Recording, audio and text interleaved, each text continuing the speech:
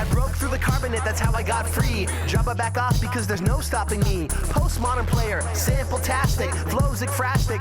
I get drastic, hey, watch the plastic. Yo, I name check and leave you drastic. Welcome to the MacGuffin, episode 136. Woo! I'm Spencer. I'm Greg. Today, we're going to be talking about nature documentaries.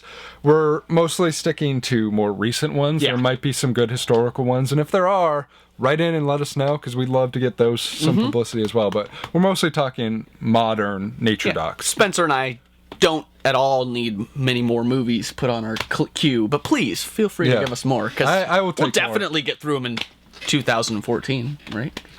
Assuming the world doesn't end this year. Speaking of nature, there you go. Bringing it around. Yeah, exactly. We're going to start back in the 90s, though, and really skip to the aughts pretty quick. But the first one we wanted to talk about is Microcosmos. Yes. This is one from, was it 1996? And it was directed by Claude Nurid-Sani and Marie Perrenot. Yeah, definitely French. You've seen this film. Yes. What did you think of it? First off, don't be scared by the fact that the first audio you hear is in French, because there's like one line of audio, I think, in the entire movie, and it's a French quote to open the film, so it doesn't really change anything. That kind of scared me. To be fair, there is a French-only version of it with Jacques Perrin as the narrator. So yeah, there's some narration, but it's very, very minor. Microcosmos is basically just mostly focused on insect life. Just really, really up close, small, as the name says, microcosmos. in meadows and ponds and whatnot. Yeah, very like calm, kind of serene, really, really neat nature documentary as far as visuals go. It's one of those ones that I really quickly found myself just glued to the screen, even though there was no like narration constantly pushing me through it. Well, and it's. I mean, I haven't seen it yet, but the thing that interested me about it is, I'm one of those nerds that had an ant farm when I was a kid. So the idea of like ant movies always are things I enjoy. Yeah, and just like they're so zoomed in on the perspective, like you see ants picking up droplets of water and stuff like that. Like really, really focused, small field. It's such a weird project in a lot of ways. The two directors, Claude and Marie, have only directed two more films since this. One in 2004 called Genesis, and one in 2011 called La Clé des Champs.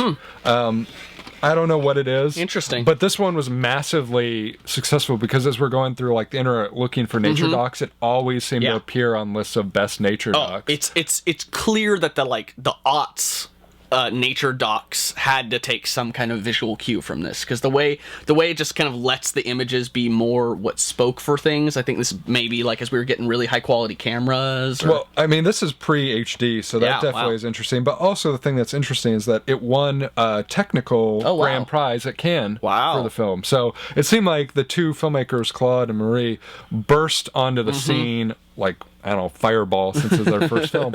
But I mean, I don't really know what they've done since then. Honestly, it seems like they sort of faded in the background. It's sort of a shame, since you're right. This probably influenced the way nature doc sort of went there forward. And as far as I know, it's still on Netflix Instant. That's how I watched it. I've watched it actually twice because it was just so interesting. And I don't think it's actually that long either. I think it might only be like a little bit more than an hour, so it's not like some crazy huge investment. And you find yourself wrapped up into it really easily. So. Yeah. The next one I wanted to raise was in 2005, and that was the documentary about Timothy Treadwell, Grizzly Man, directed by Werner Herzog, which is a story about a guy who was a lover of grizzly bears who wanted to document grizzly bears, and ultimately that affection towards grizzly bears led to his death at the hands of one. And this is sort of an interesting documentary in the sense that it is a different kind of nature documentary. It's about a guy who loved nature, and a lot of the footage that's used in the film is his own footage. But it kind of turns into a story about him more than nature, right? It's sort of it's this weird sort of, I don't know if you want to, like a meta documentary or whatever, where there's like a documentary within a documentary. As he's documenting these bears, we're sort of also learning about his life as a filmmaker and as a nature lover and as a grizzly bear aficionado. Nice. And it's I mean, Werner Herzog is an amazing filmmaker. He has definitely excelled in the world of documentaries. Yes, I mean, I Cave of definitely think Forgotten Dreams. He definitely should stay there, I think. I mean, he's definitely has most success. Cave of Forgotten Dreams was a massively successful one last year. One of the best uses of 3D, as well as you've got like Little Dieter Needs to Fly, which ultimately became a fictionalized version by him in Rescue Dawn, starring Christian Bale. And then he's also done like a lot of, as you said, Rescue Dawn and Bad Lieutenant, Port of Call. So he's had a lot, not quite as much success. That movie. Fictional world, but this is a great story because Timothy Treadwell is an interesting guy. And his death is actually recorded on audio, not video, of his own audio. And one of the most haunting parts of the movie is they don't actually play it for you, but they film Werner Herzog listening to the audio and his reaction to it. And it's really kind of haunting to just see like this guy who's basically listening to a murder happen. And it's not just Timothy Treadwell. His girlfriend was there with him at the same time. And so it's just weird. It's documentary about nature, documentary about this guy, and this documentary about, sort of, in some ways, the murder too, because you're sort of like, this is the bear that did it, and stuff like that. So it's just a really interesting film. I mean, it won the Directors Guild Award for Outstanding Achievement. It won Sundance for the Feature Film Prize, and it was nominated for the World Cinema Documentary Prize. Very nice. But unfortunately, there was one other film in 2005 which kind of blew it out of the water in a lot of ways, and I would argue is responsible for the modern Renaissance, or you could argue, and I would argue, that it's responsible for the modern Renaissance in terms of nature docs. I would agree. And that is March of the Penguins. Yes. This is the film from narrated by Morgan Freeman. Yes. Yes. In the English version, at least. Oh, yeah. That's right. This is from director Luc Jocque. I'm going to go with that. Yeah. And it is about the journey down was it the South Pole? Yes. Yeah. Of the emperor penguins, as they have the largest of the penguin breeds. Yes, the largest of the penguin breeds, as they march sort of to their breeding grounds, have their babies, and then sort of, what happens thereafter. Their insane voyage that they go through. And, I mean, this is sort of like, I'm trying to figure out like an equivalent, like Fahrenheit 9/11. Like, it blew up in terms of a way most documentaries don't. Yeah. I mean, granted, the budget for it was $8 million, which is pretty high for a documentary film, but it made over $100 million. And a $100 million documentary is very uncommon. I remember going to see the film and just being packed with kids, and it was kind of obnoxious and kind of actually in some ways negatively influenced my appreciation of the film. I definitely have come to really love the film. I think it's a very interesting journey, but it really it was so like there's so many kids screaming and loving the film, and it explains why it became so successful, because it was perfect for kids. Cute penguins, having baby penguins, like that's the perfect and even recipe. with some sadness, they for the most part succeed. It's really for the most part not dark. It really doesn't have a lot of I think the first message to it. Thing I heard about this movie was how popular it was, rather than it being a documentary. I think I thought it was like a new animated film when I first heard the name. Like, it kind of sounds like one. I could see that. And Happy Feet and things like that have existed.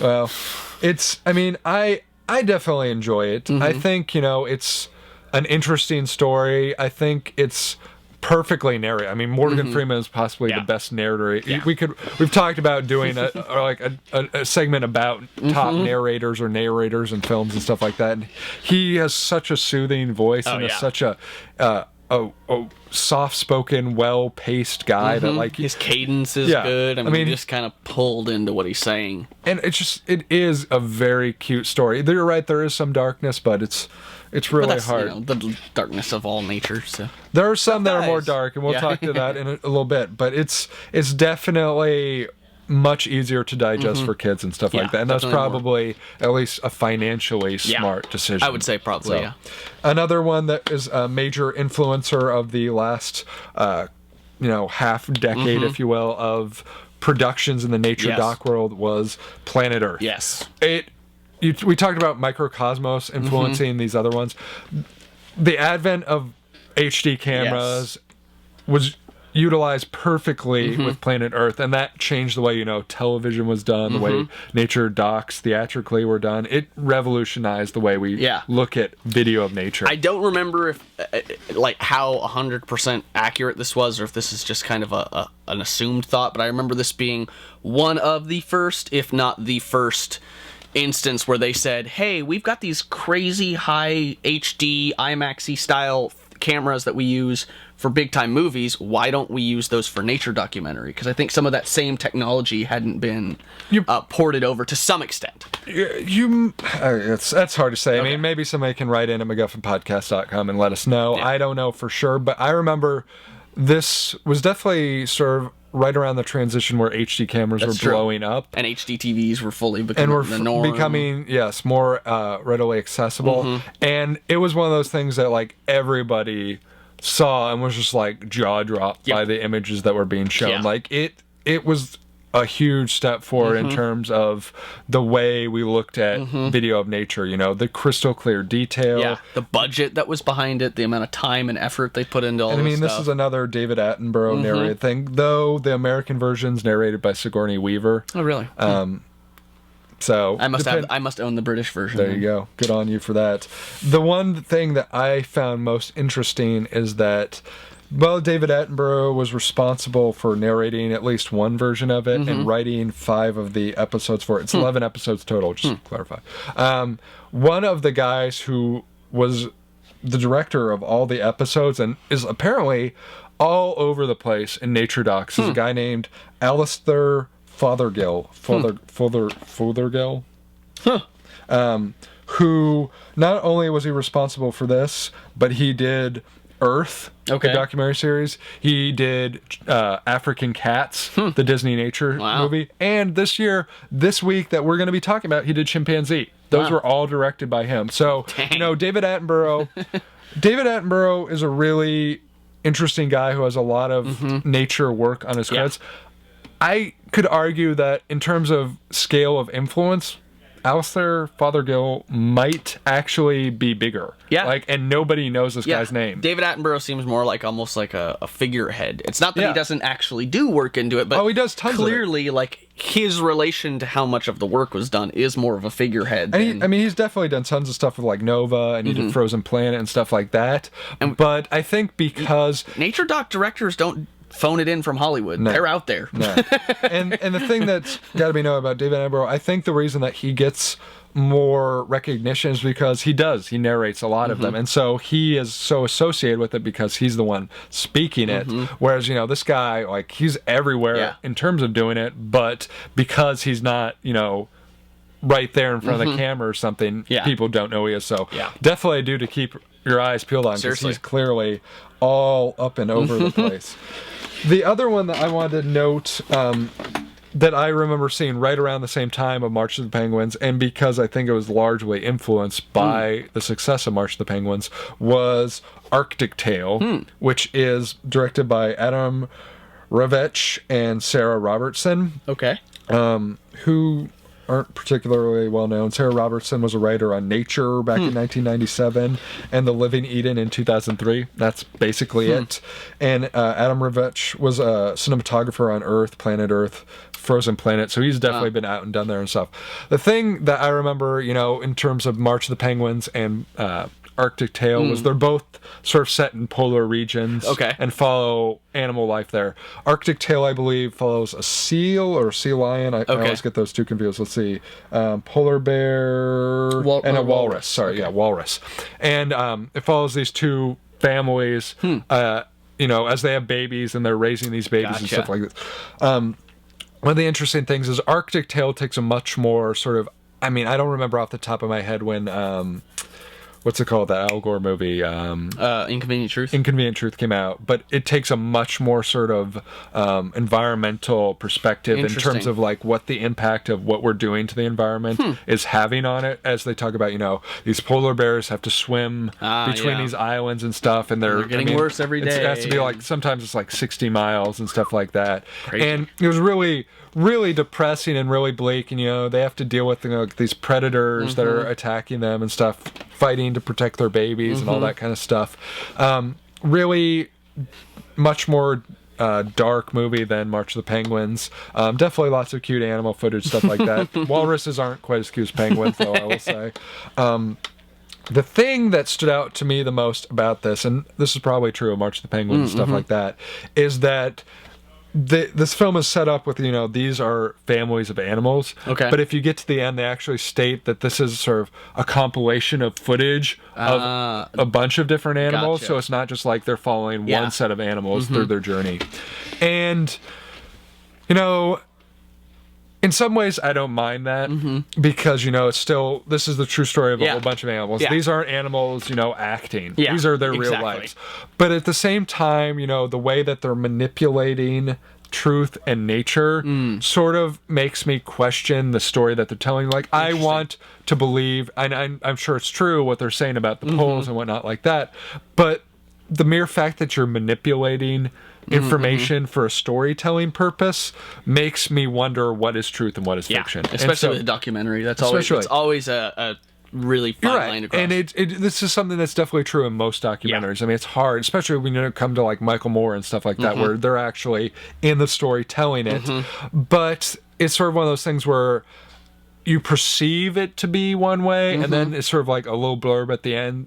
Like Michael Moore pulls the rug out a little bit. Michael Moore, I know from the get, is sort of one way. Yeah. But this one, I didn't know, and because of that, it sort of leaves me a little bit uncertain. So, I still think it's a really interesting documentary, a really important message, but because of that, it leaves a little unsettled pit in my stomach. So, nevertheless, I mean, they tried to replicate it. They had Queen Latifah narrate it. I mean, so you can clearly see they're trying to sort of play by that March of the Penguins book. Not as good, but still decent. Yeah. And still has baby animals. Hard to go wrong there. Yeah. The other one that I wanted to note, because of its massive appeal / success, is The Cove from 2009. This is the film I think that really in a lot of ways didn't get a lot of recognition until it won the Academy Award for Best Documentary. I hadn't heard about it before then. Yeah, me neither. Totally slid under my radar. And this is about a group of activists that infiltrate a cove near, was it Taiji, Japan, to expose the shocking instance of animal abuse and the serious threat to human health that is going on there. This was like whaling and such. Is that what it's kind of dealing with? Yeah, exactly. And it's sort of like, dolphin butchery and stuff like that. Sea life killing. And it's kind of interesting because it is so.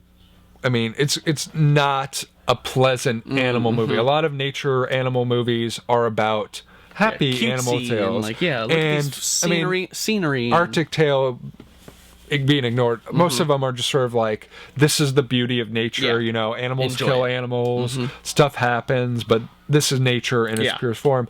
And this is sort of like another one that sort of is a sad tale about the darkness of nature. And it's a very moving story. It really makes you think about humans' relationship to nature. And how neat it is that, of all the things that are underground to get a lot of credibility and notoriety, what better than a documentary? That's kind of neat. If you have an underground documentary that's going to get Academy recognition and then gain popular view because of that, you're going to have your message is going to get out. That's seems pretty successful. It's kind of interesting because I was thinking about it, and it was nominated for the Grand Jury Prize at Sundance back in 2009, and it actually lost the Grand Jury Prize, which is kind of funny to think it went on to win the Academy Award. But it did win the Audience Award. So apparently the people know better than the judges. I'm just saying. I think it's a really moving doc. I think a lot of people should watch it because its message is important. And it's funny that we're talking about nature docs and we didn't actually include Inconvenient Truth on our list. Yeah, that's true. Didn't occur to me until now. It's an environmental documentary, not a. There's it's still another good one worth seeing. But again, this is another one that has an important message about our interactions with nature, and it's sort of one of those things that just because we don't know about it and we might have a blind eye to it, doesn't mean that we shouldn't pay attention to these things, and we need to be involved and work to stop this kind of stuff. So, really, really moving one. last year, another interesting one that came out was Project Nim. That's right. The story about a chimpanzee taken from its mother at birth that was sort of, raised like a human. Raised as a human child by a family in the Upper West Side in the 70s. This is directed by James Marsh, who was the director. This is the real story of the Rise of the Planet of the Apes. Yeah. Yes. The non-fiction version. That would be awesome. That would be awesome, and I would be all for it. Sorry. But unfortunately not. No, James Marsh is the director of Man on Wire. Which is probably one of the most popular documentaries of the last 5 years or so. Which is the story about the guy going trapeze across the World Trade Center towers. And this is, again, sort of another movie that is painful to watch because of it being about our human relationship to nature and our manipulation of nature. It's sort of like chimpanzees obviously share a lot of DNA with us, very smart animals, and there is some interest in studying that, but there's this weird sort of line of like what is appropriate in terms of our studying them. I mean, is it okay to, take it from its mother? Is it okay to sort of... just experiment on like exactly. a lab animal? Because they are smart animals. What does it mean that we experiment on them? What is appropriate experimenting on them? Stuff like that. And it's a really tough documentary. It's sort of, James Marsh has sort of a weird style in terms of his sort of like, recreations and stuff, his footage versus, people speaking. It's sort of an interesting, weird balance. It's different than other documentary filmmakers, but his stuff is still very interesting, and he finds projects that are really interesting to work on. So I don't know if people have seen it yet, but they definitely should. I mean, it won the documentary award at Sundance. Right. It was nominated for a BAFTA. Really interesting story. We had Bob Ingersoll, one of the researchers on the project with Nim, on for an interview last summer when it was playing at SIF. So you can go back and watch that. It's interesting to see sort of his evolution in terms of his feelings towards it and in terms of research in general. Interesting film. I definitely like it. I definitely think more people an interesting should check it out. Topic. I mean, you're dealing with one of the species that's the closest to us. You get a lot of weird morality and ethical questions that pop up. Which is appropriate because that brings us to now. We're talking about, was it April 22nd? 20th. Yes, 20th. Because it's Friday. Yes. And we've got the release of Chimpanzee and To the Arctic 3D. Chimpanzee, I mean, we're talking about Nim, another chimpanzee right there. This is the story of a 3-year-old chimpanzee that's separated from his troop, then adopted by a fully grown male. Interesting. So it's sort of, the story of like how those chimps sort of like... how their social structure. You remember me talking about Bear? Which was sort of a fictional film. Similar sort of thing there about, an adult bear that sort of takes a younger bear under its wing. I think it sounds really interesting, Bear. It's a great movie. What? Bear's a great movie. Yeah. When the big bear scares off the mountain lion. Yeah. I mean, come on. But it's also, you got, actors and stuff. Yeah. So it's a different thing entirely there. But this one is narrated by Tim Allen. It is from the Disney Nature Group that's put out a lot of interesting documentaries last for your African cats, oceans. It's really a thing that they're seeming to do, which I think is great. I mean, I appreciate Disney investing the money. They obviously are a big corporation. If you can't fabricate cartoon animal stories, why not tape actual cute animals? But, I mean, they're a major corporation that, easily could just not spend the money on it. So it probably isn't a big money maker for them. So... the mere fact that they go out and do it is a really nice thing. And this is, again, as I said, directed by Alistair Fothergill. So it should be a pretty interesting project. I look forward to checking it out. And, should be cool. And at the same time, you also have To the Arctic 3D, which, interestingly enough, is an IMAX movie produced and made by IMAX. So that should be pretty friggin' beautiful. Yeah, and I can tell you right now, from having seen some of the crazy HD helicopter shots from Frozen Planet, that if this is anything like that and it's in 3D and IMAX, it's going to be breathtaking. Take HD and then go IMAX, even bigger. I know. Just So, it's narrated by Meryl Streep. Got a war between the celebrities going on there. I think she'll win over Tim Allen as far as 3D going for it. And it's interesting because it's directed by a guy named Greg McGillivray, who... Good name. Yeah, exactly. There you go. Well, he doesn't have anything really massive on his resume like Alistair. He's been doing nature docs since the 60s. Wow. So he's been around forever. And recently he did things like, let's see, he did Coral Reef Adventure, Top Speed, Hurricane on the Bayou, Grand Canyon Adventure, River at Risk. Going all over the place. Clearly, dude is all over the place in terms of documentary filmmaking, so he's clearly an experienced filmmaker as well. I think you're probably well served with either of these, honestly. And I think IMAX and 3D are one of the best uses for nature. And nature is one of the best uses of 3D and IMAX. I think after I got my first HD TV, I went out and bought Planet Earth. Yeah. Because I was like, what can I watch that will be awesome on HD since I don't have a Blu-ray player? Planet Earth. And 3D is probably a pretty beautiful way to see it as well. Yeah, so, I bet. I think both of them are worth checking out. Again, Earth Day is a Sunday. Hopefully you go check one of these out in honor of Earth Day. We love nature docs. Hopefully you do too. But let us know your thoughts about that, which ones you like, which ones we should talk about. Inconvenient Truth, I'm sure, will be on that list of ones. Environmental film. You put it over here, right down here in this corner. It just stays down there. Yeah. Anyway, stick with us next time for episode 137 when we talk about Kevin Kline in honor of Darwin Companion. You can let us know your feedback at MacGuffinPodcast.com, Twitter.com/MacGuffinCast, Facebook.com/MacGuffinPodcast, phone number 323-761-9842. We're on, iTunes. We're on Blip, Miro. We're on Roku. Get Glue, check in, let us know that you're watching at MacGuffinPodcast.com/getglue. Leave us reviews on our video feeds for iTunes. Hopefully you're watching those. Hopefully you're also checking out our audio-only stuff, leaving us reviews there as well, and we'll see you next time. Yeah. T-1000 can't stop me. I'm on fire tonight. Magneto can't stop me. I'm on fire tonight. Even Zod can't stop me. I'm on fire tonight. It's tight. Don't even try to bite the side of style. Mr. Spock can't stop me. I'm on fire tonight. The Wrath of Khan can't stop me. I'm on fire tonight. The Borg can't stop me. I'm on fire tonight. Because I've got space game and it feels alright.